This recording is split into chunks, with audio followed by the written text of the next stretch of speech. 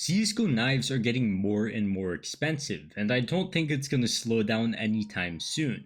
The CSGO economy has practically everything going for it right now, and the best thing about it is that since the case market has been doing so well and is probably going to continue to long term at least, today let's look at what knives are the best to look at and can actually bring you a profit based on how well the case market is doing.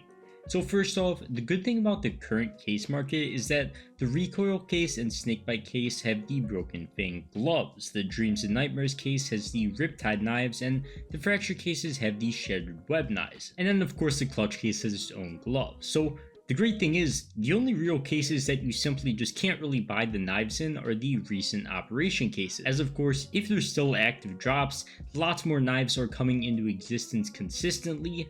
For example, here's just something random like the Huntsman knife freehand from the Dreams and Nightmares case, surprisingly not really decreasing in price, which really just shows how much people are willing to buy nowadays, but either way, there's no real profit there, it's kind of just sitting completely flat. No real decrease either. But if we go back and look at some other cases, I'll start with the Gamma knives, we can actually find some profit. Like the Karambit Gamma Doppler, selling at like $750-ish on the Steam market in December of last year.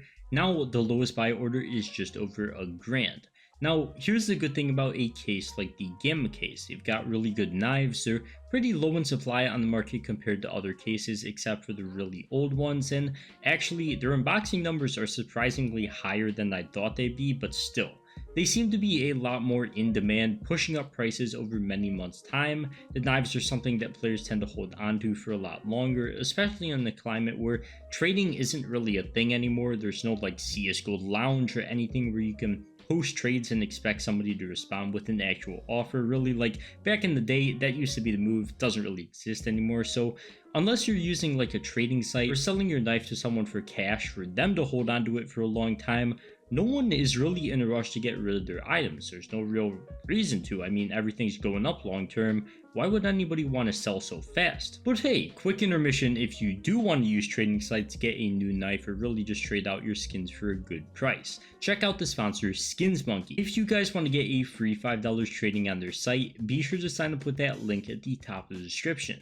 Not only is Skins Monkey a great way to get the actual value for your skin and not lose a lot of money while trading for skins that look great, but you can also trade the junk you have sitting around for good investment items that can earn you money over time, or trade for a knife that's been doing incredibly well price-wise long term, not hard to find at all.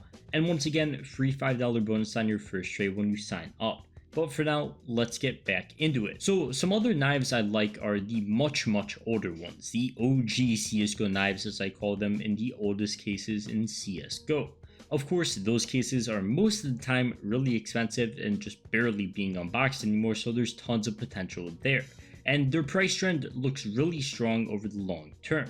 We're getting to a point where I feel like most people aren't really going to be selling these on the Steam market since they're like in the mid $100 range to like closer to $1,000. So I mean, really, what is the point of selling on the Steam market? I mean, what is really the point of selling on the Steam market if you're trying to make money in either way? But you get the point. I still think fundamentally they're good buys, but the Steam charts might start to look weird because everything really is getting really expensive, and people obviously know about third-party sites right now, and that's gonna save people a lot of money no matter what you're buying. Just go on a third-party site, pay real money for it, and you are completely set. Get it for like 25% cheaper than the Steam market. But either way, let me talk about now why I think everything is going to continue in a really strong fashion. So first of all, there's of course just the normal reasons. The game is looking strong, player count is good, majors coming soon to bring more players, hopefully an operation after, all that stuff. But not only is that all great, but cases getting more expensive and more limited is incredible for these older knife prices especially as well. If they're not being unboxed as much anymore, or there simply just isn't cases to unbox, supply is going to be completely limited with either no new knives coming in or barely any new ones coming into supply since cases are getting so limited, and if there's new people coming to the game, they'll need knives and there can be a lot more demand than supply, most likely driving prices up. At least that's the way I look at it. I don't see why it would be any different.